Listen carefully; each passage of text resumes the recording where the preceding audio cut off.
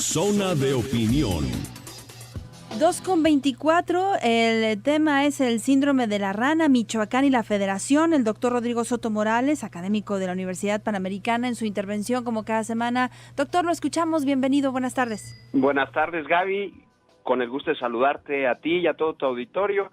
Y pues sí, quizás el título desconcierta, el síndrome de la rana, Michoacán y la Federación. Y empiezo por una breve consideración del lenguaje.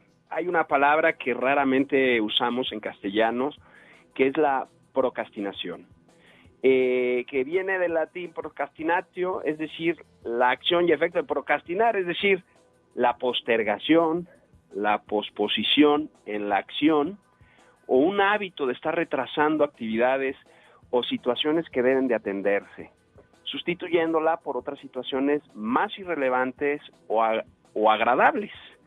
Se trata habitualmente de un trastorno del comportamiento que tiene su raíz en la asociación de la acción a realizar el cambio o un cambio, pero con el dolor o la incomodidad, el estrés que esto puede generar. Y puede ser psicológico y se puede manifestar con una ansiedad o una frustración, puede ser físico, que se puede también experimentar pues por esos actos que, por ejemplo, hacer ejercicio, ¿no? O un esfuerzo intelectual, ¿no? Que a veces después de mucho estudiar o leer acabamos con dolor de cabeza. Así que el término se aplica pues comúnmente pues a ese sentido de ansiedad generado ante una tarea pendiente por concluir, pero que no abordamos, que no acometemos.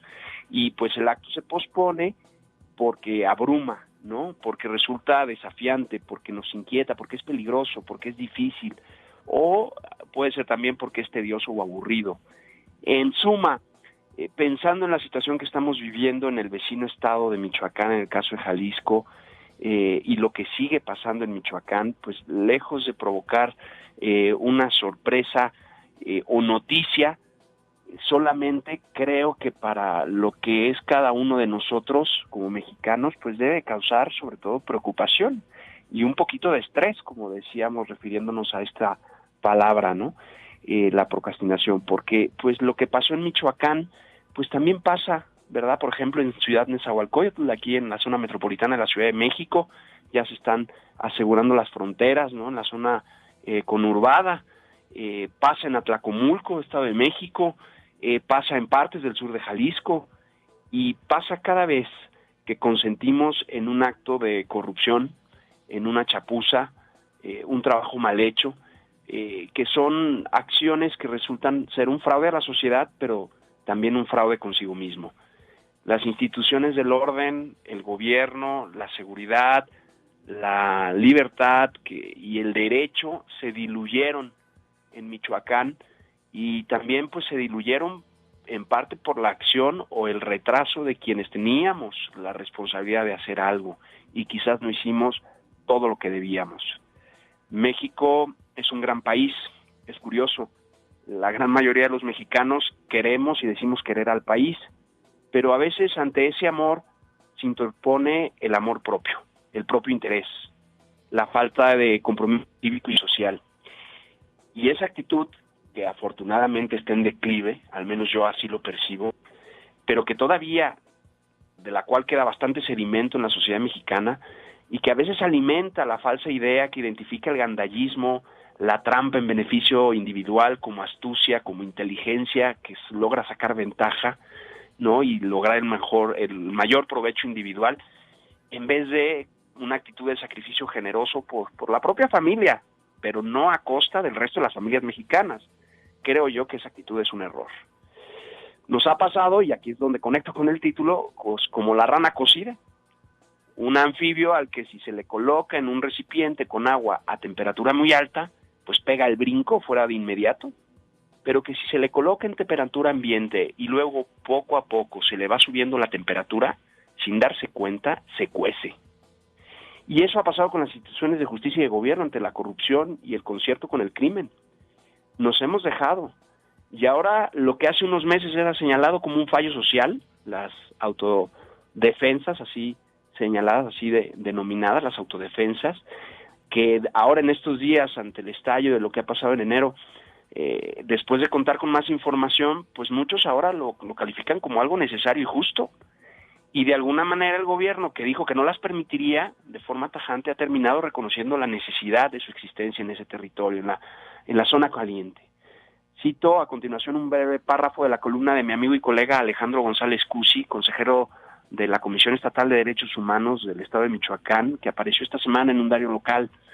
Dice: al mismo tiempo pienso en las víctimas del conflicto, michoacanos de carne y hueso que sufren las consecuencias de manera directa: angustia, dolor, muerte, indefinición, desplazamiento, en fin, una carga emocional y física importante.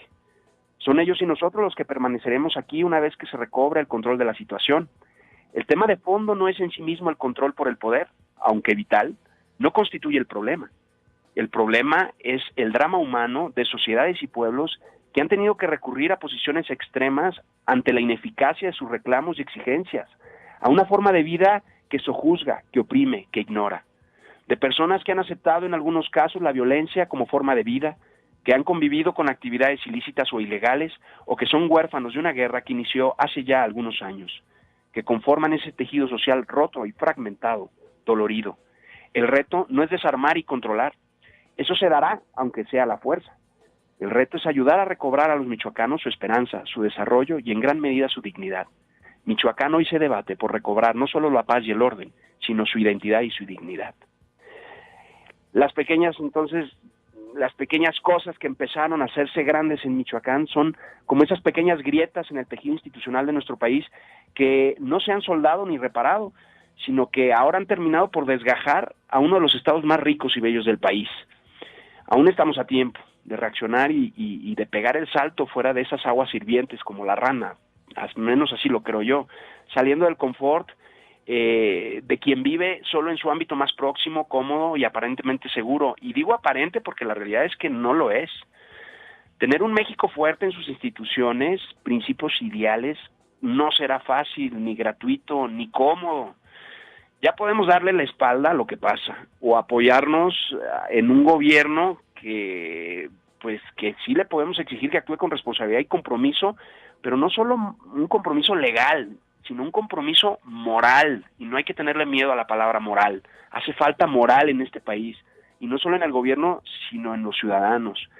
O este país solo podrá seguir viviendo de una imagen que proyecta, con una hábil estrategia de comunicación a través de los medios nacionales e internacionales, pero que no necesariamente responde al núcleo de su verdadera problemática. ¿Por dónde empezar? Terminaría yo por preguntarme a mí mismo y a quien me acompaña en la pregunta, ¿no? Pues por uno mismo, por la familia, pero siendo conscientes que no exentos de sacrificio, de esfuerzo y siempre pues acompañados de esperanza.